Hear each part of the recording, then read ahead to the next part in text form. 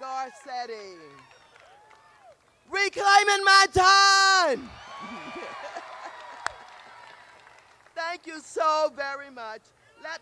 And I love you back. Thank you. Love you too. Let me first thank Craig Thompson, CEO of AIDS Project LA Health, and Craig Miller, founder and senior organizer of AIDS Walk LA, for inviting me to speak this morning to kick off AIDS Walk LA. Give them a big round of applause. I would like to congratulate them on reaching over 1.2 million online donations. And I know they're going to reach the $3 million goal and maybe more, because so many organizations need it and will benefit from this action of theirs. Another round of applause. Now, let me just bring you up to date for a moment. We're at a critical moment in our struggle, but we must remember how much we have accomplished since AIDS pandemic began in 1981. HIV/AIDS is no longer a death sentence.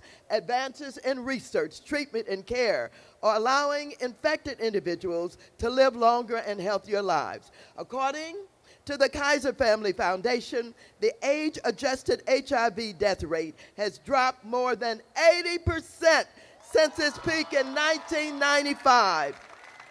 Meanwhile, the number of HIV diagnoses declined by 19% between 2005 and 2014.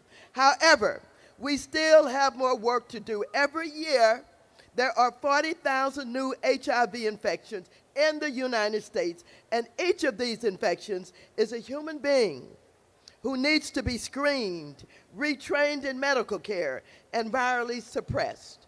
We face unprecedented challenges today in our struggle against HIV and AIDS, and I want you to know those people in the Congress on the opposite side of the aisle from me control every branch of our federal government.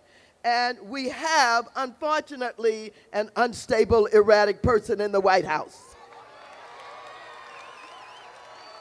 This is not a political event. We don't know what this president will do or say or tweet from one day to the next. Don't forget, this is not a political event, but I'm headed toward impeachment.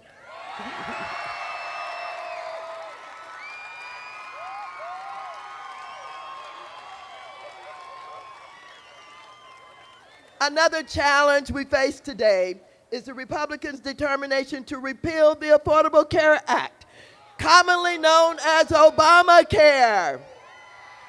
Without Obamacare, insurance companies will once again be able to deny coverage to people living with HIV and other pre-existing conditions. Furthermore, without Obamacare, states like California that expanded Medicaid will not be able to cover low-income adults living with HIV.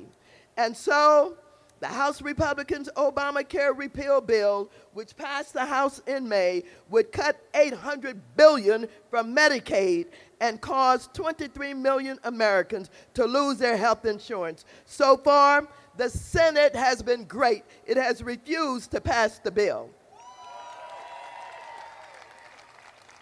And so, ladies and gentlemen, this president revealed his true intentions in a tweet on Friday morning when he boasted that Obamacare is imploding, he said, and said Democrats should call him to fix the mess he has now created.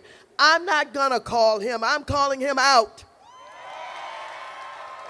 In other words, Trump's goal is to sabotage our nation's healthcare system just because a major healthcare reform law has President Obama's name on it. He obviously does not care how many people will suffer and die as a result of this vindictive, spiteful, and cruel attempt to dismantle American healthcare.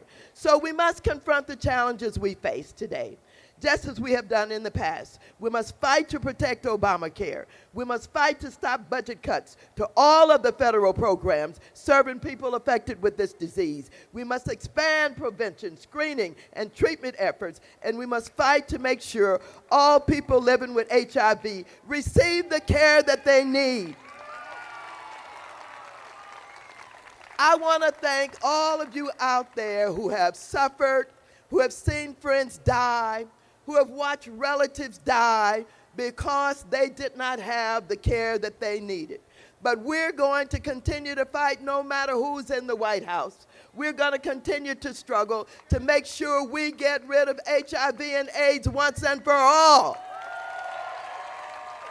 Lastly, Mr. Mayor, elected officials, all of you, the president may not know that the Virgin Islands and Puerto Rico are U.S. territories.